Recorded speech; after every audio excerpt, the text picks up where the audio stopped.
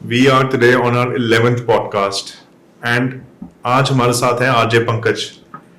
Pankaj, usually क्या होता है ना, आरजेस की हमने सिर्फ आवाज सुनी होती है, Exactly. बट आज we have you here and we have you in flash and we welcome you to my Soho. Thank you so much. और आई थिंक कि अब वो एक आप उसे हिस्ट्री कह सकते हो कि रेडियो के बाद अब जब से इंटरनेट डिजिटल सारी चीजें हो चुकी है, सब कुछ दिखना शुरू हो गया। हाँ। बट वो जो क्रेज रहता है ना कि हाँ। आवाज को सुनकर हाँ। लोग इमेजिन करना शुरू करें कि यार ये हाँ। कैसा दिखता होगा, True. कौन होगा। वो True. build-up हो। आई थिंक जो हमारे आरजेस हैं ना, they are the most unique influencers. अब तो इतने डिजिटल प्लेटफॉर्म्स में कंटेंट क्रिएटर्स आ गए हैं, पर जो एक आरजे है ना, उनका जो एक टैलेंट होता है to keep the audience engaged with their voice, with their thoughts, and जो वो बातें करते हैं जिनसे ऑडियो लोग क्लिप्ड रहते हैं टू देयर रेडियो। एंड अभी भी इतने सारे सिटीज एंड टाउन्स हैं जहाँ पे radio is such an important media. Exactly. तो आरजेस के ना, मतलब एक ओजी लोग हैं, वो लोग उनको रिप्लेस नहीं कर सकते हैं हम लोग। ये आपकी बात काफी हद तक सही है। और जैसे आपने बाकी इन्फ्लुएंसर्स का कहा, कभी कभी कुछ ऐसे टैलेंट भी अब एक्सप्लोर हो रहे हैं जो शायद एक प्लेटफॉर्म ढूंढ रहे थे, अब उनके पास वो प्लेटफॉर्म मिला है और वो उसको बहुत अच्छे से एक्सप्लोर कर रहे हैं। तो समहाउ मेरे को ये लगता है कि रेडियो का अगर मैं बात करूं आज के टाइम में, जो एक फील्ड जिसका नहीं खत्म हुआ है ना, अगर आप AIR को सुनोगे ना, वो आज भी उसी सॉफ्ट उस पे चल रहा होता है, क्योंकि वो एक पेस पे चल रहे होते हैं कि धीरे धीरे ही चलना है। और बहुत सारे लोग उनको सुनने वाले आज भी हैं। ट्रू। लेकिन FM की बात करें, हम प्राइवेट चैनल्स की बात करें, तो नो डाउट आरजेस उसी हिसाब से अपने कंटेंट को, अपने आप को अपडेट करते रहते हैं। सो अब जितने मर्जी डिजिटल चैनल्स आ जाएं, जितने मर्जी कंटेंट क्रिएटर्स आ जाएं, बट जो एक रेडियो का चार्म है ना, एंड स्पेशली आज की डेट में अगर हम ये भी सोचेंगे कि अगर सिटी पुरानी है तो लोग घर पे सुन रहे हैं, पर जितनी मॉडर्न सिटीज हैं वहां पे जो ट्रैवल कर रहे हैं लोग in their cars, they have more than enough time to listen to RJs, to radio, to enjoy music, and वो डेली एक न्यू चीज है, न्यू एंगेजमेंट है। मतलब ये इसको कीप अप करना भी ना for an RJ is not easy. Sounds easy, it's not easy. Exactly. So how do you manage that? Well, you have been a RJ for I think more than 12 to 15 years. अगर आप unofficially गए तो I have been working with radio industry, with the voice industry, आप कह सकते हो 98 to, मैंने 98 से AIR के साथ शुरू किया था। 26 years. 26 years. Wow. और वो एंगेज का, जैसे आपने कहा, वो सबसे बड़ी बात होती है कि हमें हर दिन को एक सवाल लेके चलना होता है कि मेरे पास गाने वही होंगे जो कल चले थे, वही मेरे पास आज होंगे। मेरे पास कहने के लिए कल क्या होगा। अब कहने के लिए, तुषार, आपने न्यूज़पेपर पढ़ा होगा, आपने टीवी से देखा होगा, मैं उस चीज को कैसे आपके साथ जोड़ूं? वो जो लिंक है, वो अगर आरजे एक कनेक्ट के तौर पे बोलता है तो वो लोगों के साथ जुड़ना शुरू हो जाता है। और डेली अगर हम ये सोच के चले, यार कल जो गया वो गया, नया आज क्या है, तो इसके दो फायदे होते हैं। एक तो नयापन हमारे अंदर होता है, हमारी क्रिएटिविटी पे होता है, और दूसरा आपके काम पे होता है कि हम अपने आप को एक सॉफ्टवेयर मान लें।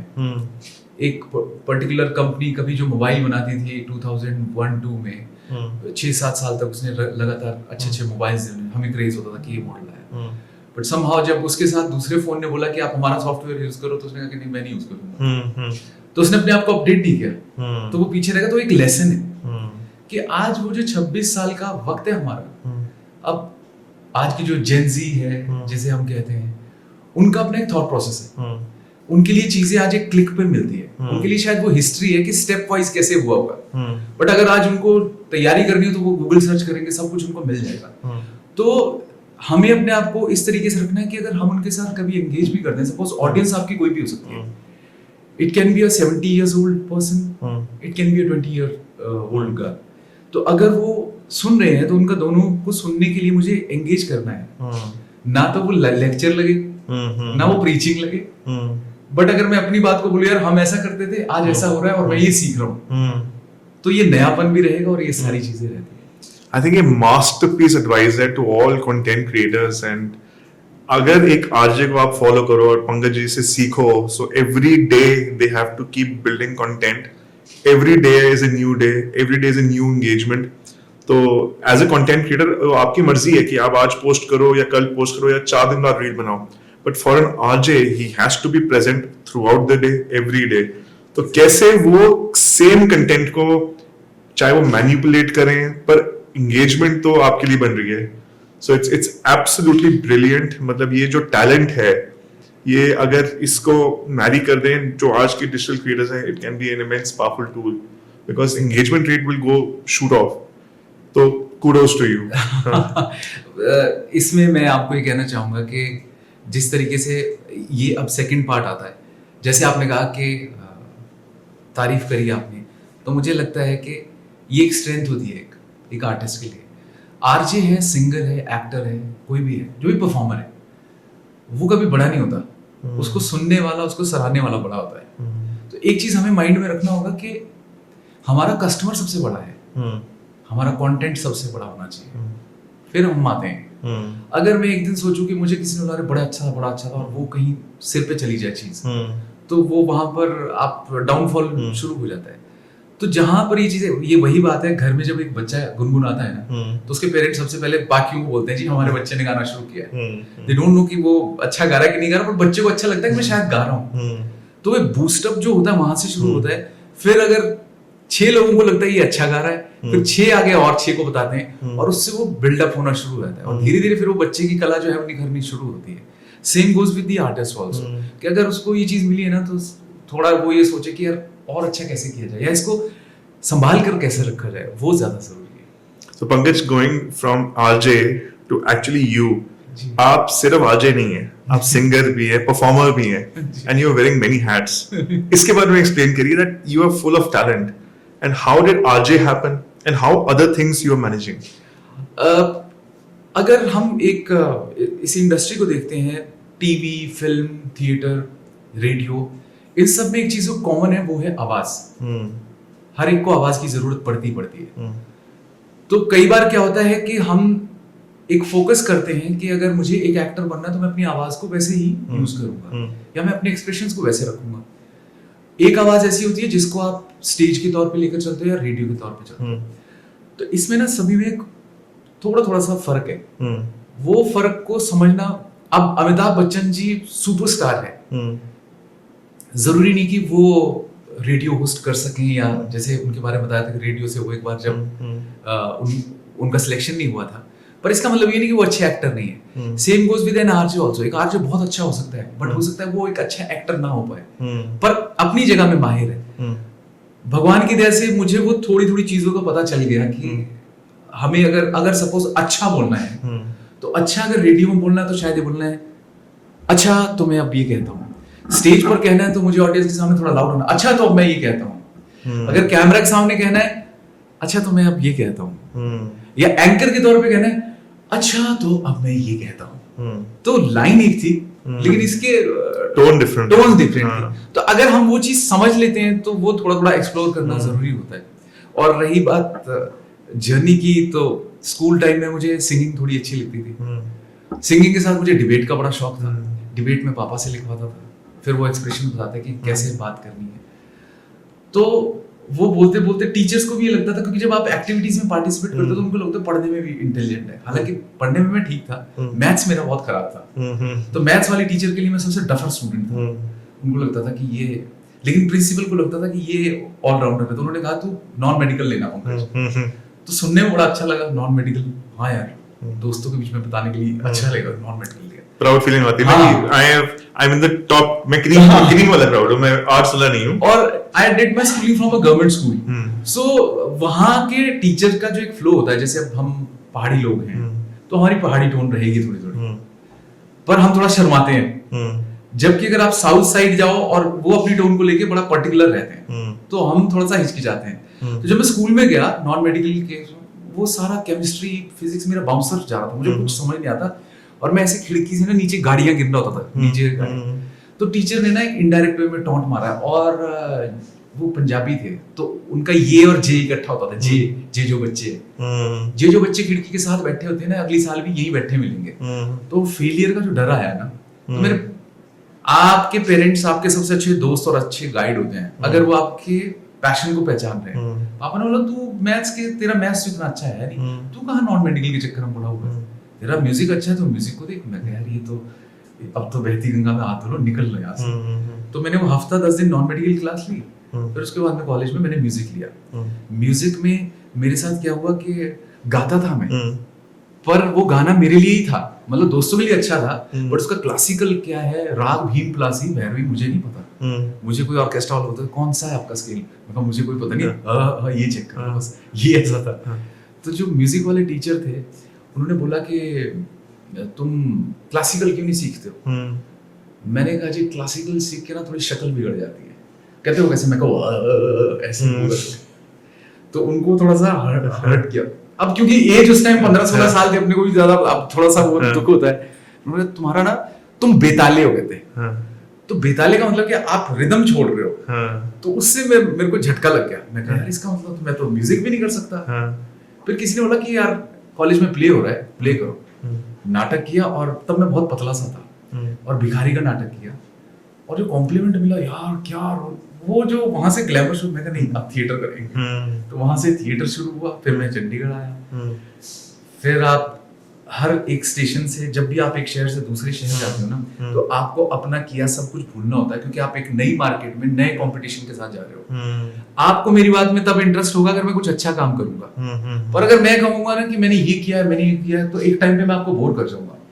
मुझे कुछ ऐसा करना होगा कि आप मुझसे खुद पूछें कि आपने क्या क्या किया है, तब वो इंटरेस्ट बनता है। तो वहां से फिर मैंने थिएटर में अलग अलग लोग आ रहे थे। मजेदार बात यह कि पंजाब यूनिवर्सिटी का डिपार्टमेंट ऑफ इंडियन थिएटर इकलौता ऐसा डिपार्टमेंट है जहां से मास्टर डिग्री मिलती है, पोस्ट ग्रेजुएशन की डिग्री मिलती है। ऑल ओवर इंडिया से यहाँ पे 20 सीट्स है। पर आजकल क्या है कि आजकल इंस्टीट्यूट बहुत सारे हो गए हैं, और शायद इस वजह से, और हमें शायद जल्दी भी लग गई है कि यार चलो ये कर लिया, ये कर लिया, क्यों करना है, बस वैसे ही, बस घर वालों ने कह दिया कर लिया, लेकिन पैशन के हिसाब से वो चलना। तो वहां पे थिएटर किया। तब सुनील ग्रोवर मेरे सीनियर थे, वो बाहर से शोज वगैरह करके आते थे, तो वो एक स्टारिज्म टाइप सा लगता था वो। उन्होंने मोबाइल फोन जब लिया था तो क्लास में शो किया था अपने पैसे का। तो मन में आता था यार हम भी अपने पैसे से लेंगे। मैं कह सुनील भाई हमने अरे करेंगे। तो उन्होंने मेरे को बोला था यार गाना सुना दे। फिर मैंने उनको गाना सुनाया था। आज भी जब भी वो बात करते हैं यार पम्मू वही गाना सुना दे, ए अजनबी तू भी, वो गाता हूँ। तो वहां से धीरे धीरे फिर मैं मुंबई शिफ्ट हुआ। मुंबई मैंने थिएटर पढ़ाना शुरू किया। आपको एक आर्ट को बचाने के लिए, खासकर तब जब आपके पास एक नॉर्मल बैकग्राउंड है, जहाँ पे आपके पेरेंट्स की मॉरल सपोर्ट है, आपको काफी हद तक वो आपको फाइनेंशियली सपोर्ट कर सकते हैं, पर आपकी एज ऐसी आती है कि आप खुद सोचते हो यार नहीं मैंने खुद भी कमाना है, आपको इतना नहीं मैं कर सकता। तो उस आर्ट को बचाने के लिए ये आपकी वो बात आई कि मैंने ये सब चीजों में कैसे अपने आप को उलझाया कि मैं गया था बॉम्बे, जैसे चंडीगढ़ से कि हम तो बॉम्बे जा रहे हैं, वेरी गुड यार, बहुत अच्छा है, यार दोस्त तो खुश होती हैं उनको, मतलब उनका अच्छा बोलना ऐसा लगता है जैसे वहां पे स्टेशन पे उतरते ही यश चोपड़ा, राम गोपाल सब खड़े होंगे, आप आओ आपके लिए इंतजार कर रहे थे। बट बॉम्बे अपने आप में एक बड़ा हब है, बड़ा कंपटीशन है। तो वहां पर मैं लोगों से मिलना शुरू हुआ। उन्होंने कहा कि तुम थिएटर करते हो तो थिएटर की क्लासेस देना शुरू करो। मैंने वहां पे क्लासेस देनी शुरू की, वर्कशॉप से नहीं। तो मेरे को लगा कि इस चीज को बचाने के लिए फिर वो थिएटर की क्लासेस शुरू हुई। फिर मैंने राइटिंग शुरू कर दी। फिर वहां पर एफएम का दौर शुरू हुआ। फिर मैं एआईआर से कर चुका था ऑलरेडी, और उन्होंने मेरे को कहा कि यार आपकी जो स्क्रिप्टिंग है बहुत अच्छी है। अब एज उस टाइम थी 21-22 साल, और उन्होंने कहा कि आप हमारे लिए लिखो। तो कोई गाइड करने वाला ऐसा था नहीं, यंग सा अपना वो माइंड सेट था। मैंने कहा जी मैं अपने लिए लिखता हूँ। वो उस टाइम पर मेरे यार दोस्त होते यार तूने क्या बात करी, अगर तू लिख, मैं भी सोचता हूँ कि अगर मैं लिख रहा होता तो वो शायद थ्रेड कहीं और जाता, बट समहाउ चलो मैं कहा कोई नहीं। फिर ये जो 2007 से जब मैंने रेडियो शुरू किया, फिर मैंने वो चांस लेने का था। ये मैंने मतलब मैक्सिमम सभी बंदे जानते हैं, मैंने 1-2 बार जैसे पहले भी इंटरव्यू में कहा था कि ये जर्नी थोड़ी सी ऐसी थी कि ज्यादा टाइम तो नहीं हो गया, बिल्कुल भी नहीं। तो वहां पर किसी ने बताया कि तू अच्छे होस्ट वगैरह करता है, अभी चैनल शुरू होने वाला है रेडियो का, तो रेडियो के लिए तैयारी कर। मैं कहा मैं करता हूँ, मैं कहा तैयारी यार। मैं कहा ठीक है। मैं प्रैक्टिस करता रहा, लेकिन गया मैं जब जहां पर मैं ऑडिशन के लिए जा रहा था, मुझे लगा मैं 250-300 ज्यादा से ज्यादा इतने होंगे जो आए होंगे, कम से कम 3,500-4 हजार लोगों की लाइन लगी थी ऑडिशन के लिए। हाँ मैं यार, हाँ आरजेस के लिए। मैं कहा भाई ये सारे आरजे बनेंगे तो सुनेगा कौन। मैं आ गया उधर से। तो आपके सर्कल में कोई ना कोई दोस्त ऐसा होता है जो आपको बूस्ट करता है। मैं आ गया, हाँ हो गया तेरा ऑडिशन। मैं कहा नहीं यार बड़ा भीड़ थी वहां पे। हाँ कहते तू तो स्टार आदमी है ना, तेरे को भीड़ पसंद का है। कहते जब चांस मिलता है फिर तुम चांस लेना नहीं चाहते। मुझे उसकी वो बात लगी, मैं चला गया। फिर मैंने लिखना शुरू किया, तो जो टिपिकल मुंबई स्टाइल है उनका वो आया, बोला कि भाई इधर ज्यादा टाइम नहीं रहेगा, 15 से 20 सेकंड का रहेगा, ये पेपर नहीं चलेगा इधर। मैंने वो फाड़ फूड़ के फेंक दिया। मैं अंदर स्टूडियो में गया, उन्होंने कहा कि मुंबई के बारे में बताओ, हमें टूरिस्ट टाइप मत बताना, मुंबई का एक्सपीरियंस बताओ कि क्या है। तो मैंने अपना मुंबई का एक्सपीरियंस शेयर किया। 20 सेकंड बाद अपनी बात खत्म कर दी। बोलोगे थे आगे? मैंने कहा 20 सेकंड हो गए। तो कहते किसने कहा 20 सेकंड? मैं कहा मुझे बाहर था, तो बोलो अभी आओ। मैंने बोला आप ऐसा करो नेक्स्ट बिल्डिंग में आओ। मैं बाहर गया, मैं कब बाहर गया तो वो जो मेरे को पेपर का होता था, हाँ भाई क्या बोला? मैं कहा तुमने क्या बोला? मेरे को तो बोला कॉल करके बताएंगे। मैं कह मेरे को तो बोल रहे कि साथ वाली बिल्डिंग में रहो। अरे भाई तुम्हारा हो गया। तो वो आपको ना खुशी होती है। हाँ, फिर आपको लगा यार अब फिर भी रेडियो नहीं सोचा है। फिर आपको एक होता है चल अगला भी देखते हैं कौन है। तो अगले राउंड के लिए गए, वहां पे टॉप के आरजेस हमारे को इंटरव्यू करने के लिए बैठे थे। फिर वो राउंड क्लियर हुआ। फिर आयुष्मान मुझे उस टाइम मिला। तो मैंने आयुष्मान को बोला, क्योंकि आयुष्मान रोचक ये 7 के पास आउट है। मैं 2000 में पास आउट हो गया था पंजाब यूनिवर्सिटी से। तो चंडीगढ़ का कनेक्शन मिला तो हम दोनों बड़े खुश हुए। तो जो हमारी ऑडिशंस ले रही थी, शोहिनी नाम का बंगाली थी, उसने बोला ए पंकज अगर तूने आज का ऑडिशन क्लियर किया ना तो कल का तेरा फ्लाइट रहेगा अहमदाबाद का। तो ट्रेन में सफर करने वाले हम, बस में धक्के खाने वाले हम। मैं कहा यार कुछ हो जाए, फ्लाइट में बैठना ही बैठना है, एक बार बैठना है। मैं कहा रेडियो नहीं करना है, फ्लाइट में बैठना है उस ऑडिशन। तो मैं पूरी रात प्रैक्टिस करता रहा, पूरी रात सोया ही नहीं। मैं सुबह के टाइम मेरे को 1 घंटे के टाइम मेरे को उसने दोस्त बोला थोड़ी देर सो जा। कहते यार बैठ जाइयो, फ्लाइट में भी बैठ। मैं कहा नहीं यार ऑडिशन पहले क्लियर होना चाहिए। ऑडिशन क्लियर हुआ और फिर उन्होंने बोला you are going to Ahmedabad. My God, मैं इतना खुश हुआ। मतलब मेरे को लग रहा था किसको बताऊं कि मैं हवाई जहाज में जाऊंगा यार, बैठूंगा मैं उसमें। और वो जो खुशी थी ना, वो मतलब एकदम से ना यार दोस्त हम ना हमारी आंखों में आंसू आ गए। बोलते यार साला कहाँ हम ऑटो में धक्के खाते थे यार। बोलते हमारे को बताइए, तब मोबाइल भी ऐसे नहीं थे कि फोटो खींच सकते थे।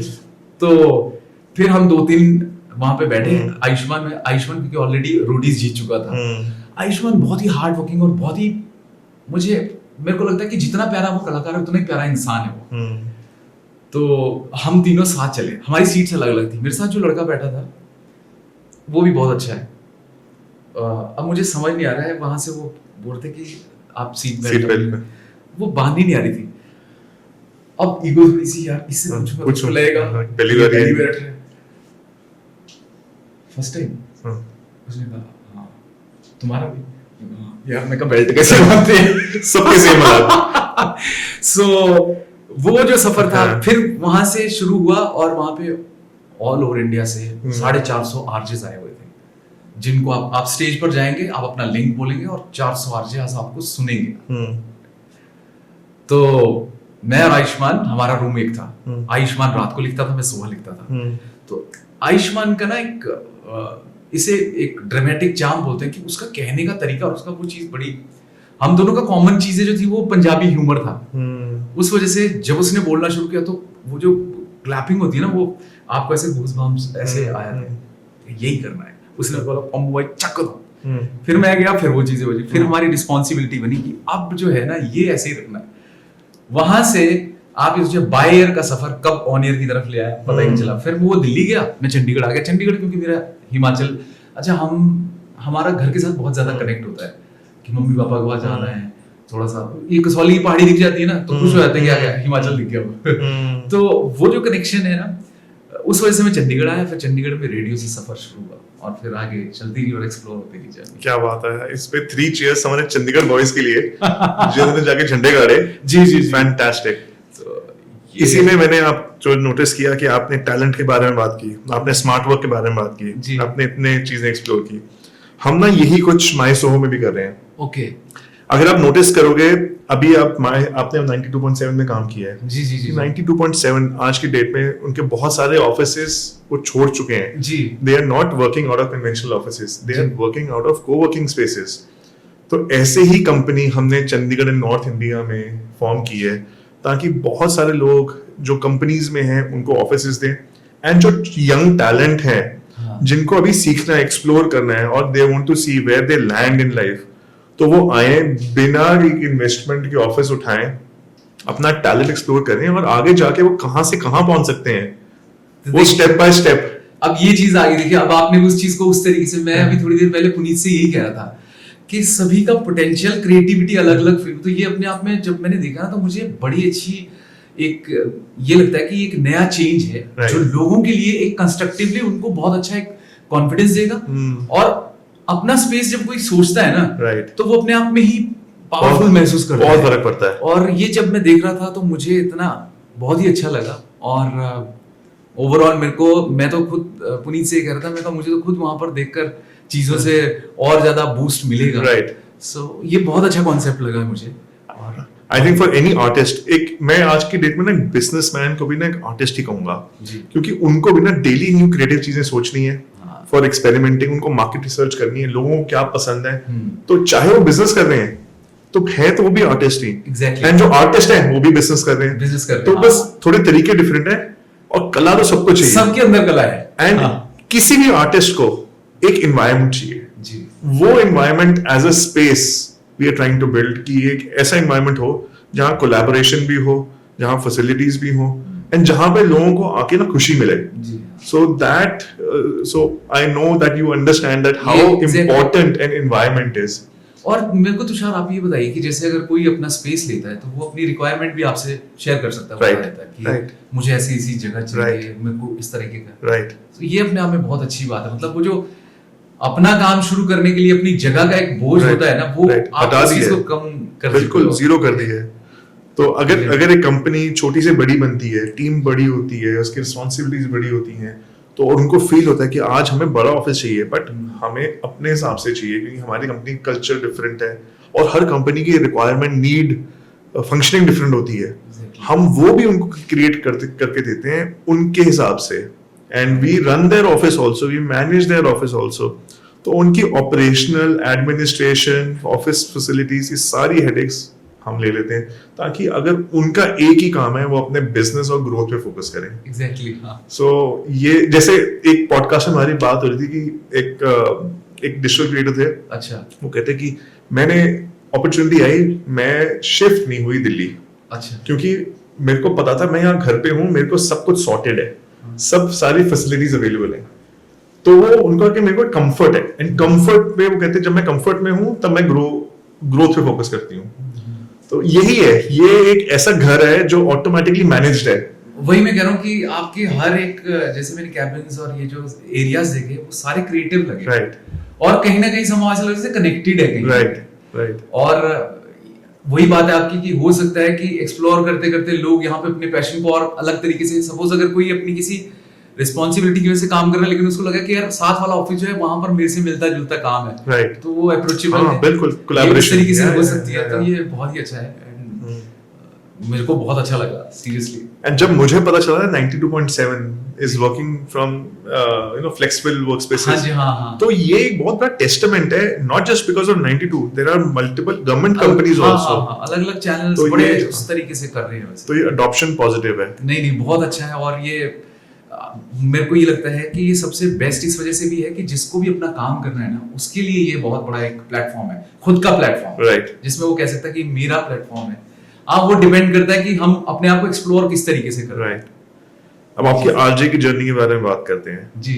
उसमें मुझे बताइए कि सबसे ज्यादा एक्साइटिंग मोमेंट क्या था आपके लिए, जो अनएक्सपेक्टेड था, एंड ऐसे कोई लो पॉइंट, जिसको ऑब्वियसली लो पॉइंट हर करियर में आते हैं, हाँ हाँ। एंड वो लो पॉइंट कभी कभी लाइफ ऑल्टरिंग भी बन जाते हैं। तो ऐसी कोई सिचुएशन बहुत दो तीन चीजें जो आई रेडियो में, जैसे आपने कहा ना कि उसमें सिर्फ आवाज ही है। आप रेडियो पे शो करते हैं तो हो सकता है लोग सुनने आ रहे हैं ये पंकज है, पर बाहर जाएंगे शायद क्योंकि चेहरे से पहचान नहीं पाएंगे जब तक आप बोले ना। कुछ कलाकार, कुछ आरजे ऐसे होते हैं कि वो टोन चेंज करते हैं, ऑन माइक कुछ और होते हैं, ऑफ माइक जैसे कि आपने पहले सुना होगा, और ये जब वो नॉर्मल बात करते हैं, हाँ जी मैं ये कर रहा था, तो वो जो इल्यूजन ब्रेक होता है ना, एक लिसनर आपके अंदाज का फैन हुआ, लेकिन उसका इल्यूजन ब्रेक हुआ क्योंकि आप वैसे नहीं निकले। तो मेरे को लगा यार मैं जैसे बात करता हूँ मैं ऐसी बात करूंगा। ऑफ हाँ, जैसे मैं रहता हूँ, मैं माइक पे जब बात करता था मैं नॉर्मली बात करता था। कभी अगर कुछ यार एक सेकंड मैं आपसे बात करते करते पेन गिर गया तो मैं पेन उठा रहा हूँ तो मैं बोल रहा हूँ, ठीक है, तो लोग, ताकि लोगों को आवाज सुनते ही वो उनको कोई टूटे ना वो चीज। ठीक है। तो पहला एक बड़ा प्यारा एक्सपीरियंस हुआ था, मैं एक सॉन्ग रिक्वेस्ट वाला शो करता था, तो शिमला तक भी आवाज जाती, तो शिमला से एक लड़की का मेरे को कॉल आया, कहते पंकज मेरे पापा यहाँ पे पीजीआई में एडमिट है, तो आप उनके लिए कोई सॉन्ग लगा सकते हो, मम्मी भी सुन रहे हैं अभी। तो मैंने कहा मैं कैसे तो नहीं चल पाएगा, मैं कोशिश करूंगा लेकिन पक्का नहीं मैं बोलता। इतनी देर में क्या हुआ कि गाने जितने में चल रहे थे, मैंने फटाफट से लोगों के लिए लिंक बोलना शुरू किया कि यार मेरे को आपसे बड़ी जरूरी बात करनी है, मेरे को फटाफट से कॉल करो। तब लैंडलाइन पे बड़ी फटाफट से कॉल आती थी, तो लोगों ने कॉल करना शुरू किया। दोपहर का वो शो था, कहते हैं हाँ पंकज बोलो क्या बोलना था। मैं कहा ऐसे ऐसे एक लड़की, मैं फटाफट से गाने के बीच में उनको ब्रीफ दे रहा हूँ, ऐसे ऐसे एक लड़की अपने पापा को लेके आई है और मैं कहा उसके लिए वो अपने पापा के लिए गाना बोलना चाहिए। मैं कहा आप उसको ये बोल दो कि आपके पापा जल्दी ठीक हो जाएंगे, आप अपना नाम बोलो। मैंने उनको ब्रीफ दे दिया, आप अपना नाम बोलो, जगह बोलो, ये बोलो कि आपके पापा ठीक हो जाएंगे, बस इतनी लाइन बोलना, गाना मैं अपने आप प्ले कर दूंगा।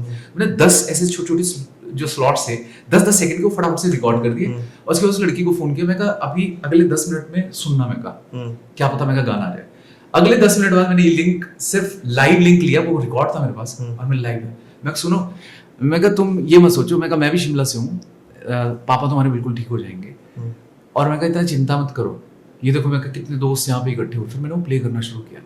उसके बाद उस लड़की का फोन आया कि मम्मी की आंखों में आंसू थे जब ये चीज हुई। तो मेरे को लगा यार रेडियो की पावर अलग है, अगर हम इसे अलग, क्योंकि मास तक आपकी आवाज जा रही। तो ना स्क्रीन पर एक मैसेज फ्लैश होता है, चंडीगढ़ में गांधीगिरी खत्म, पंकज गिरी शुरू। अभी मुझे यही ध्यान आया मूवी के बारे में, लगे रहा मुन्ना भाई। तो उनका आया गांधीगिरी खत्म, पंकज गिरी शुरू।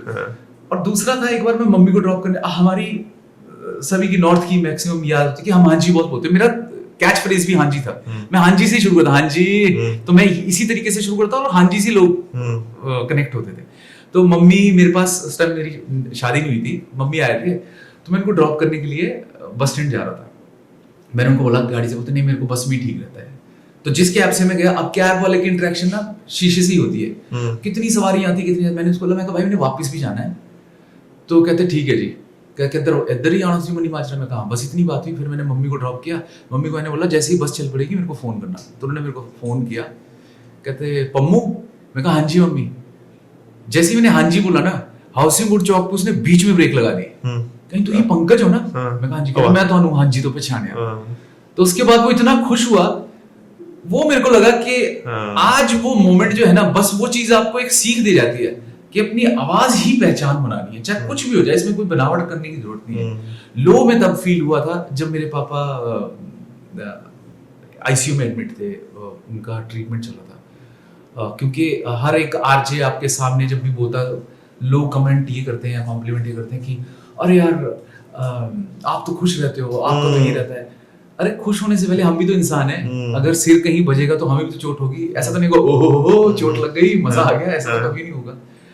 तो जब पापा आईसीयू में थे, मेरे पापा मेरी सबसे बड़ी एनर्जी थे। मतलब स्टेज पर अगर मैं कभी गाता था तो मैं पहले इधर उधर नजरें घुमाता था। तो लोग बोलते थे कि शर्मा जी आप मत यहाँ पे खड़े हो ना, आप बोलते नहीं मैं नहीं खड़ा रहा तो फिर ये नहीं गा पाएगा।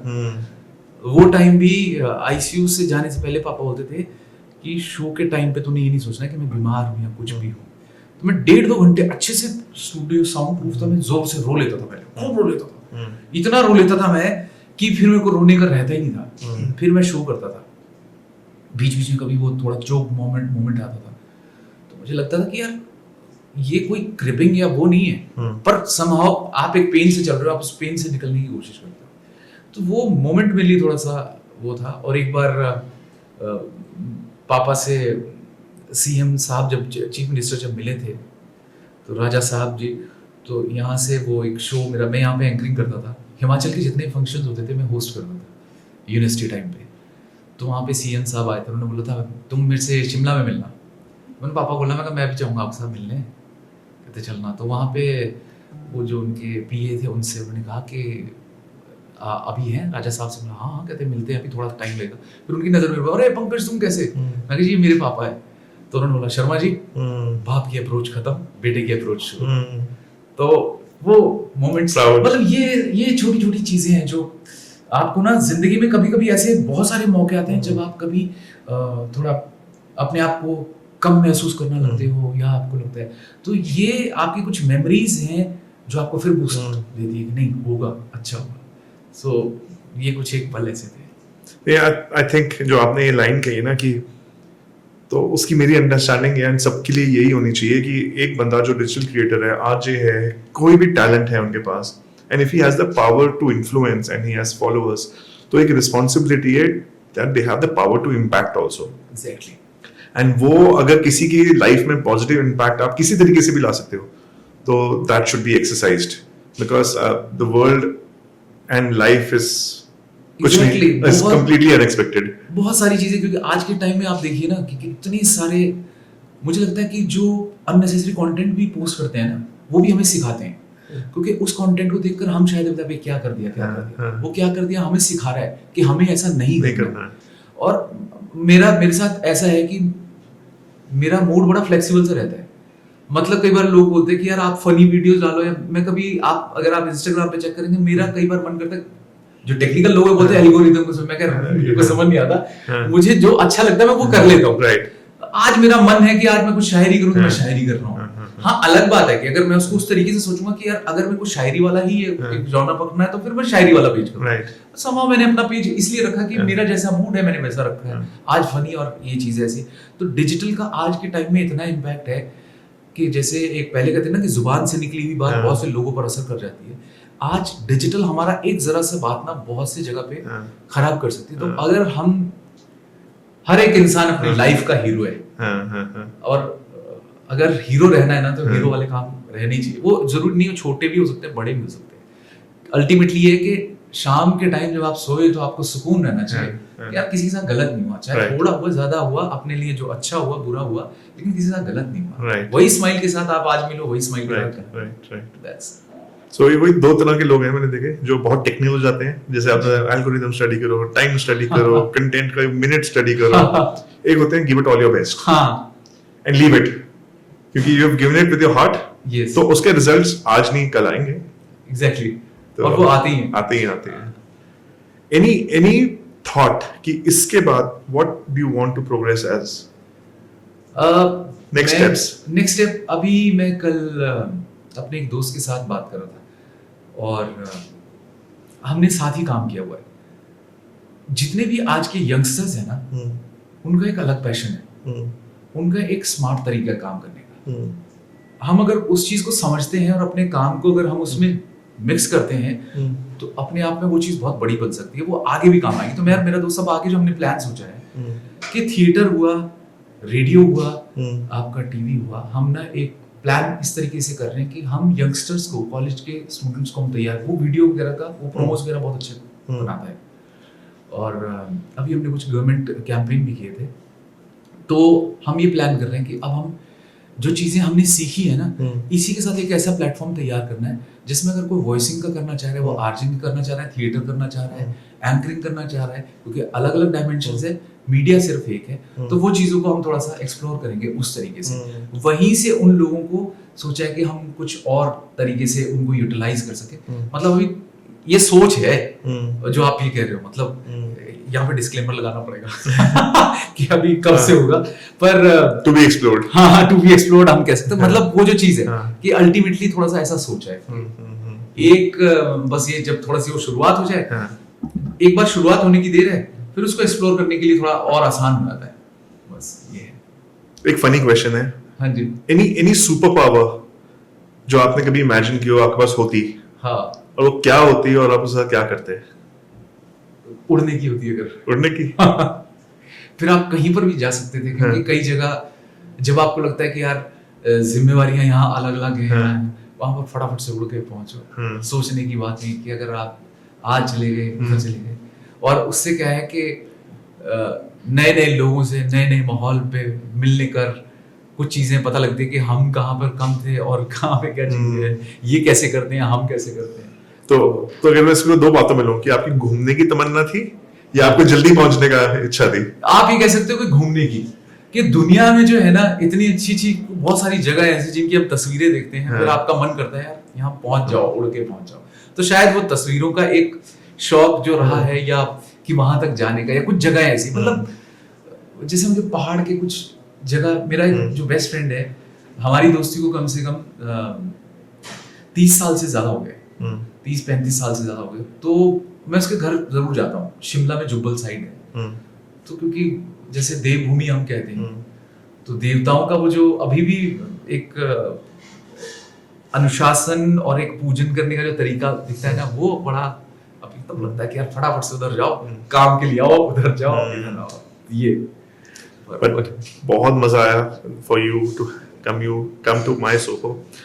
आज का जो सेशन है पॉडकास्ट, आई वुड वांट कि उसको साइन ऑफ आप करो अपने अंदाज में। मैं तो सिर्फ ये कहना चाहूंगा कि आपके पास यहाँ पर बहुत दिग्गज और बहुत अच्छे अच्छे लोग और भी आए हैं, और मुझे इसलिए मजा आया क्योंकि वो कहते हैं ना कि आपकी जर्नी कैसी रही है। हर इंसान के अंदर एक स्टोरी छुपी होती है, और वो सोचता है उसे कि सुनने वाले जब होते हैं तो अपने आप में ही वो जर्नी वापस से हो जाती है। और मैं ये तो नहीं कहूंगा कि आपको कितना अच्छा लगा, लेकिन मैं ये जरूर कहूंगा कि मुझे बहुत अच्छा लगा, और चाहूंगा कि आने वाले वक्त में भी कभी इस तरीके की एक और ऐसी मुलाकात हो, क्योंकि मुस्कुरा कर मिलूंगा हर मुस्कुराती सूरत में, लाख धुंधला ही सही आईना हूं मैं। बहुत इस बढ़िया, लाइन के साथ खत्म करूं। बहुत बढ़िया। इसी थॉट पे मैं आपके साथ एक कोलैबोरेशन करना चाहूंगा जी। एंड हमें टाइम निकाल के माय सोहो के लिए एक जिंगल बनाएंगे। ठीक है, डन है। एंड आपका टैलेंट एंड माय सोहो का विजन अगर मैच कर जाए तो ये जिंगल बहुत पॉपुलर होगी। सुपर। मैं आपको ये जरूर कहूंगा कि इस पे, क्योंकि हर दोनों के थॉट्स आपने जिस तरीके से उसको सोचा है, उस थॉट को मैच करना बहुत जरूरी होता है। क्योंकि कहते हैं ना कि एक डायरेक्टर के लिए अच्छा एक्टर वो है जो उसके थॉट को समझे, क्योंकि वो जैसा करवाना चाह रहा है अगर एक्टर ने वैसा कर दिया तो वो अच्छा एक्टर हो सकता है। Right. Same goes with music director also, कि उसने जो धुन सोची है, अगर वो गायक उसे वैसे गा जाए तो उसके लिए वो अच्छा गायक, क्योंकि वो शायद वो खुद नहीं कर पा, पर उन्हें पता है कि ऐसा होगा। Right. Same goes with your case also, कि आपने जिस चीज सोचा है उसको उस तरीके से कर सके, तो मैं जरूर करना चाहूंगा। Thank you Pankaj ji. Thank you so much for coming to my show. Thank you. Thank you. And बहुत मजा आया, बहुत अच्छा लगा। Thank you.